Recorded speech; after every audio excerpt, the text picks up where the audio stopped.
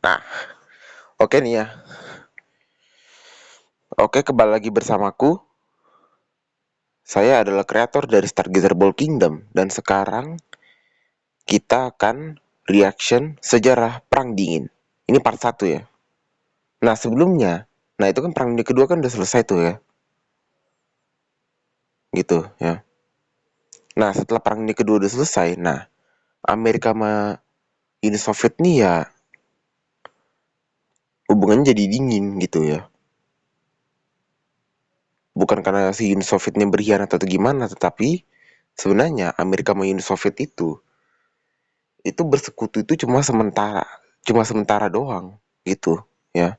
Sebenarnya hubungan antara Amerika sama Uni Soviet itu udah dingin sejak pertama kali berdirinya Uni Soviet ya,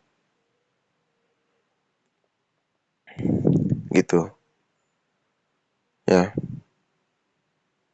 Tetapi pas Amerika ikut dalam Perang Dunia Kedua, nah Uni Soviet sama Amerika Serikat itu ya terpaksa ya kerja sama dulu untuk sementara gitu kan.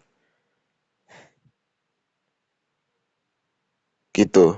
Jadi sebenarnya ya hubungan antara Amerika sama Uni Soviet itu sudah dingin sejak pertama kali berdirinya Uni Soviet. Itu. Bukan setelah tahun 1945. Tuh.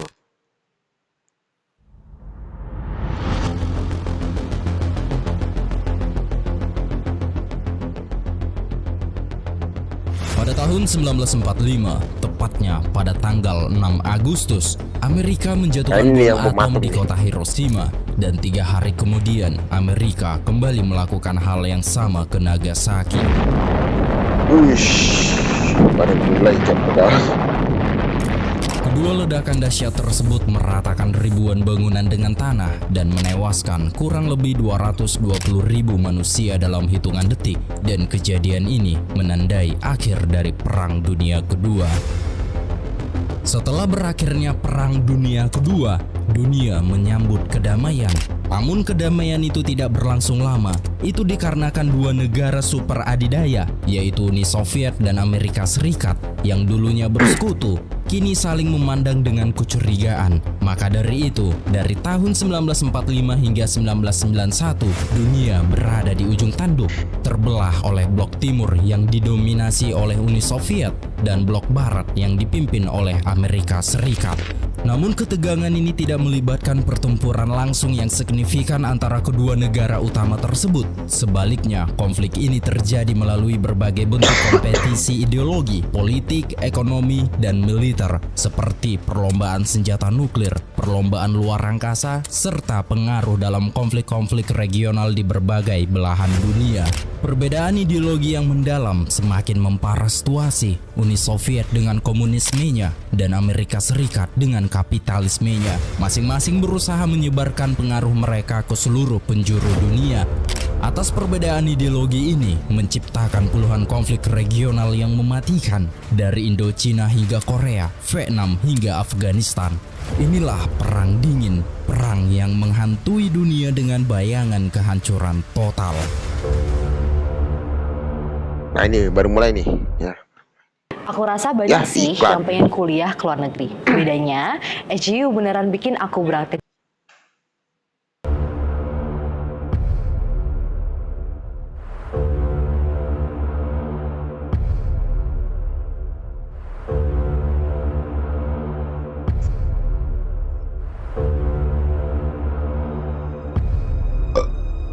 Pada tahun 1939, sebulan sebelum pecahnya Perang Dunia Kedua, di Amerika Serikat, Presiden Franklin D. Roosevelt mendapat sepucuk surat. Surat itu ditulis oleh seorang Yahudi fisikawan bernama Leo Szilard, dan surat itu ditandatangani oleh ahli teori fisikawan, yaitu Albert Einstein. Surat ini berisi peringatan tentang kemajuan penelitian Jerman terhadap nuklir.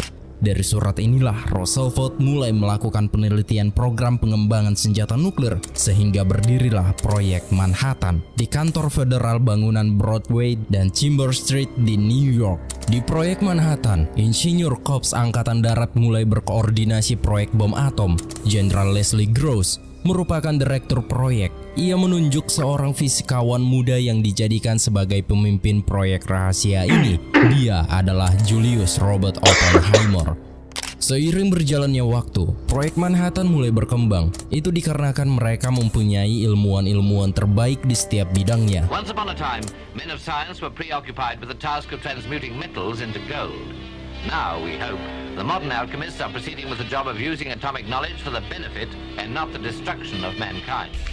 Kemudian di tahun 1943, di saat Perang Dunia berkobar di Eropa dan Pasifik, Oppenheimer memindahkan proyek Manhattan ke Los Alamos di New Mexico untuk menjaga rahasia dari publik dan mata-mata. Bulan Mei 1945, perang telah berkecamuk di seluruh Eropa selama 6 tahun, dan di bulan Januari, pasukan sekutu membebaskan tawanan Auschwitz, dan pada bulan Mei, pasukan Soviet berhasil menaklukkan Berlin.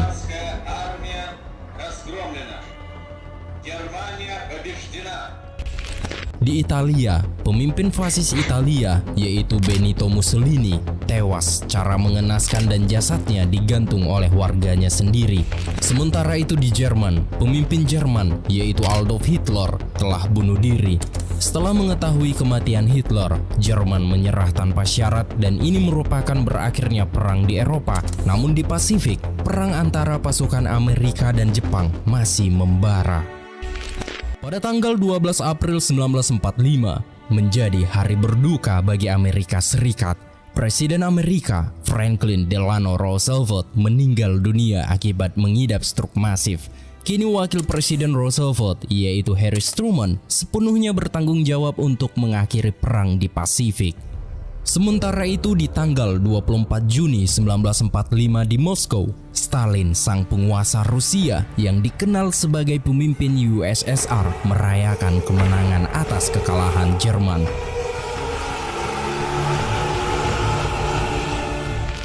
Stalin berencana akan bertemu dengan para pemimpin sekutunya untuk membahas pembagian wilayah setelah penyerahan Jerman. Pertemuan tersebut akan diadakan di Potsdam, sebuah kota di pinggiran Berlin. Pada tanggal 17 Juli 1945, Stalin tiba di Berlin untuk menghadiri konferensi Potsdam. Saat itu Potsdam dijaga ketat oleh 17.000 perwira NKVD atau polisi politik Soviet. Stalin datang dengan didampingi rekan dekatnya, yaitu Lavrenti Beria yang merupakan kepala NKVD.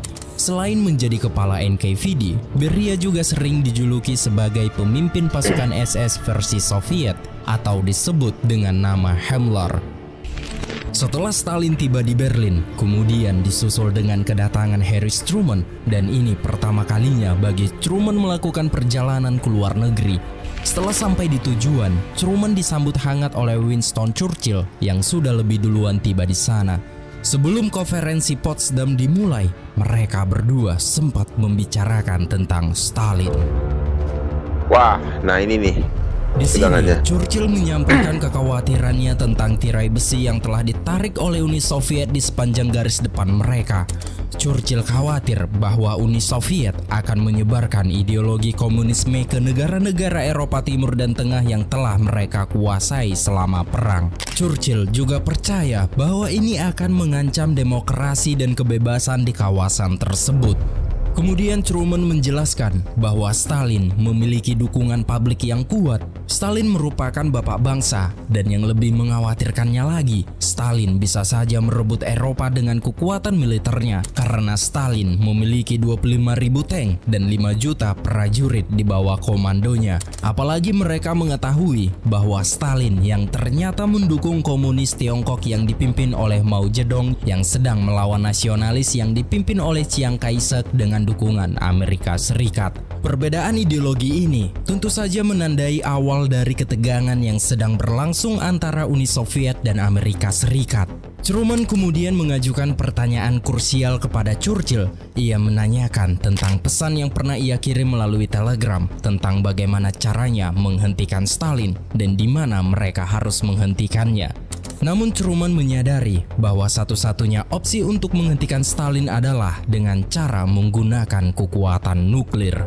Dikarenakan opsi kekuatan nuklir untuk menghentikan Stalin, maka Truman berusaha menyelesaikan proyek Manhattan sebelum konferensi Potsdam berakhir. Hari demi hari, Stalin terus ikut dalam konferensi Potsdam dalam pembagian Jerman menjadi zona pendudukan yang dikuasai oleh masing-masing negara pemenang. Namun hasil dari pembagian ini belum menemukan kata sepakat. Mungkin hal ini disengaja untuk mengulur waktu sampai Amerika Serikat mengetahui hasil pengujian bom atom pertamanya di dunia. Dan beberapa hari kemudian, konferensi Potsdam kembali diadakan. Kali ini mereka membahas tentang perang di Asia. Saat itu, di Pasifik, Amerika berhasil menaklukkan sebagian pulau-pulau yang dikuasai Jepang, terutama Pulau Okinawa. Dan seperti yang sudah kita bahas di video sebelumnya tentang sejarah Perang Dunia Kedua, di mana perhatian dunia Sabar.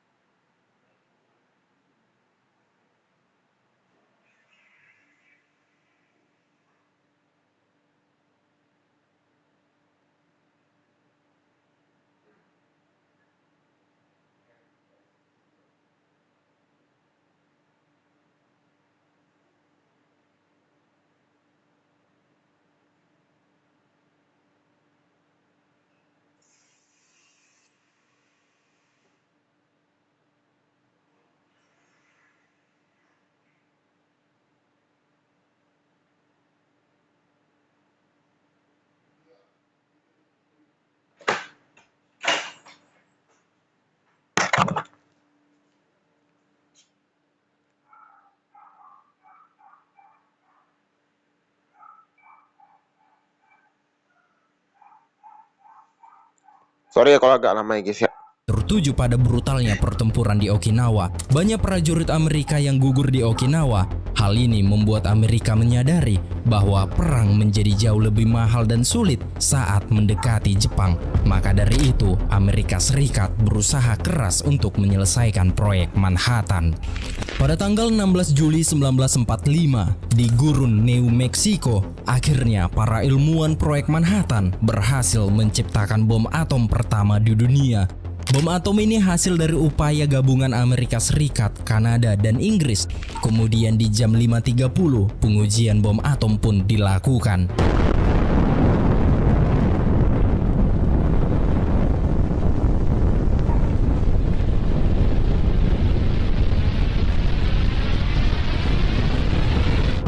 Hasil dari ledakan uji coba bom atom tersebut, para ilmuwan meneliti bahwa ledakannya setara dengan 20.000 ton TNT.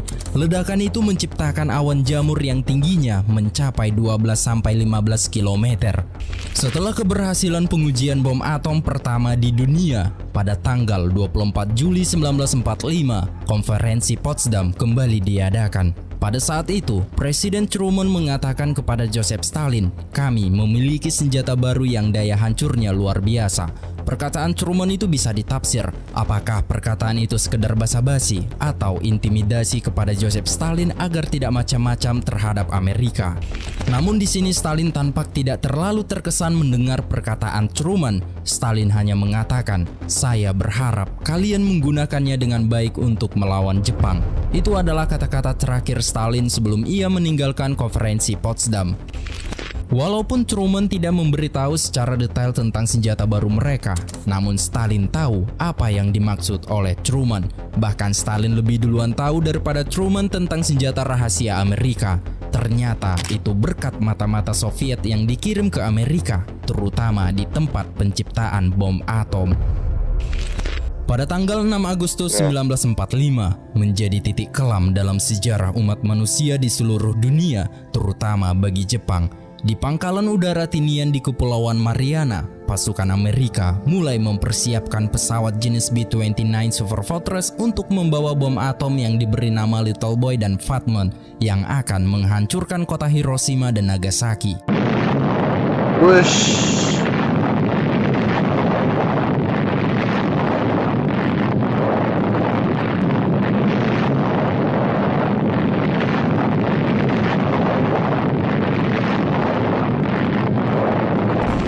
Dari tragedi bom atom Hiroshima dan Nagasaki, 100 ribuan warga Jepang tewas ketika dalam dua ledakan bom atom.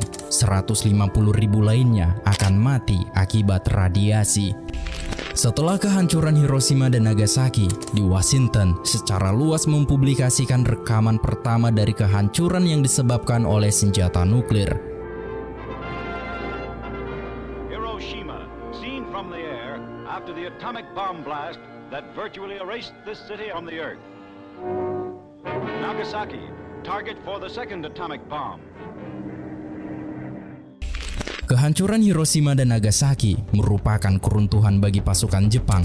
Stalin memanfaatkan kesempatan ini untuk melakukan penyerangan terhadap sisa-sisa pasukan Jepang yang sudah tak berdaya, sehingga Stalin di bawah pemerintahan komunisnya dapat menguasai tanah yang ditaklukkan oleh Jepang, salah satunya Manchuria dan Korea Utara yang merupakan daerah kaya industri. Sementara itu di bagian Korea Selatan hingga garis paralel ke-38 dikuasai oleh Amerika.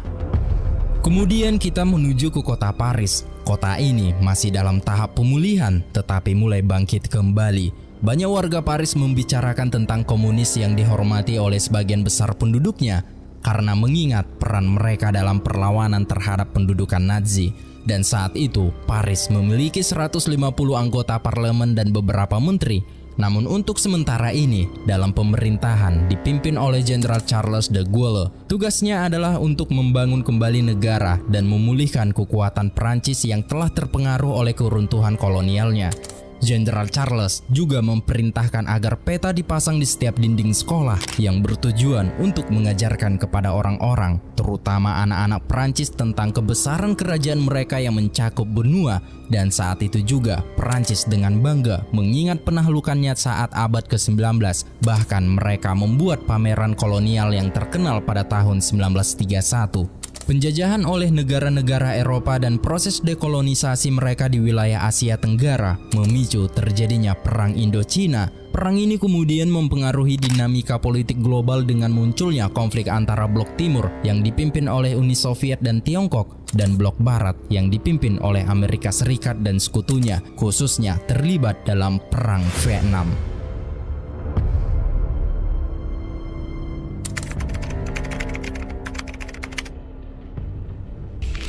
Vietnam adalah salah satu negara di kawasan Asia Tenggara yang memiliki sejarah panjang dalam usaha meraih serta mempertahankan kemerdekaannya. Periode sejarah Vietnam diwarnai oleh peperangan, penaklukan, hingga masa-masa penjajahan. Bahkan pada tahun 110 sebelum Masehi pun, Vietnam sudah menjadi bagian jajahan Tiongkok sejak dinasti Han, hingga akhirnya merdeka pada tahun 938 dengan nama negara saat itu adalah Dai Viet. Seiring berjalannya waktu, beberapa dinasti memerintah Dai Viet secara bergantian, mulai dari dinasti Li, Tran, dan Le hingga dinasti terakhir yang tunduk pada Perancis, yaitu dinasti Nguyen.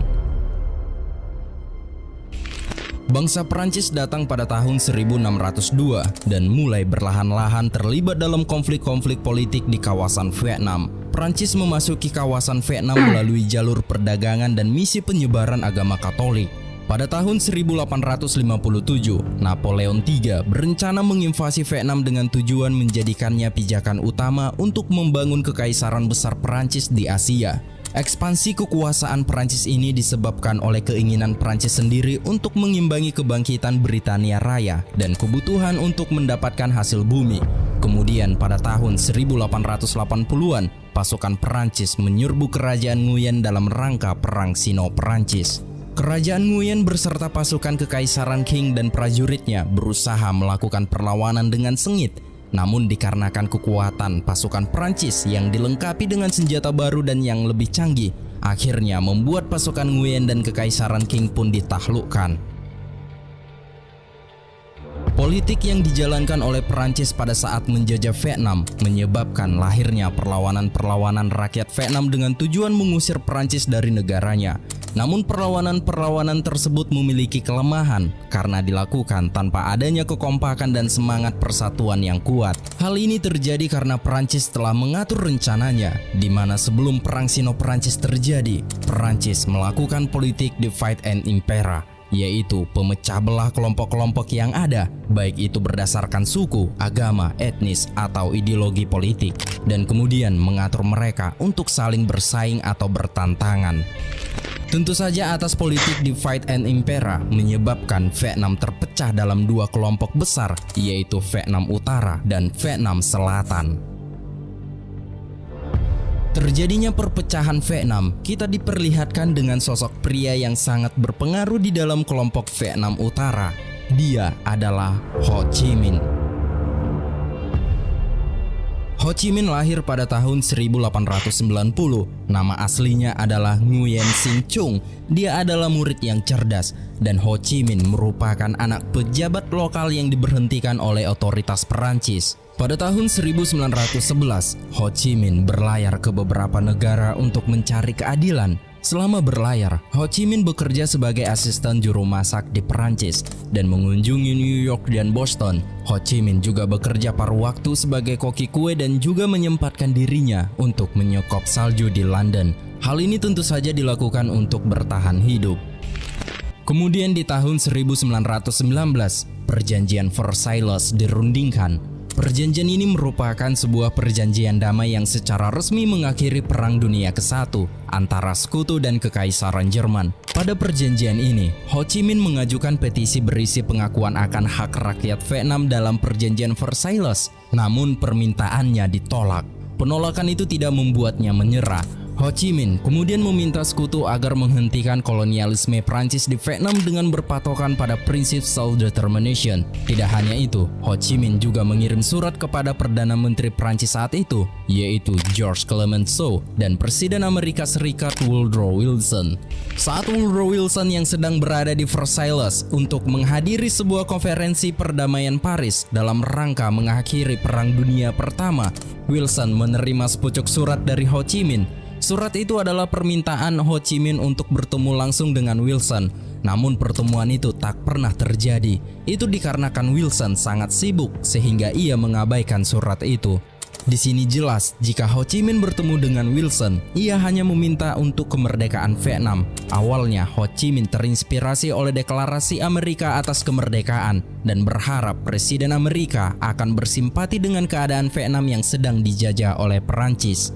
Ho Chi Minh juga membawa daftar kekerasan yang dilakukan pasukan Perancis selama berada di Vietnam. Tentu saja Ho Chi Minh sangat berharap mendapat bantuan Amerika, namun Woodrow Wilson tetap mengabaikannya dan Ho Chi Minh mulai kecewa kepada Amerika. Kemudian Ho Chi Minh menulis artikel di surat kabar di Le Paria dan menggambar karikatur anti-kolonialisnya sendiri. Gambar itu menjelaskan bahwa Perancis telah memperbudak orang-orang Vietnam dan pada tahun 1923 Ho Chi Minh pergi ke Uni Soviet. Di sana ia banyak belajar Marxisme dan pada akhirnya ia bertemu dengan Trotsky dan Stalin.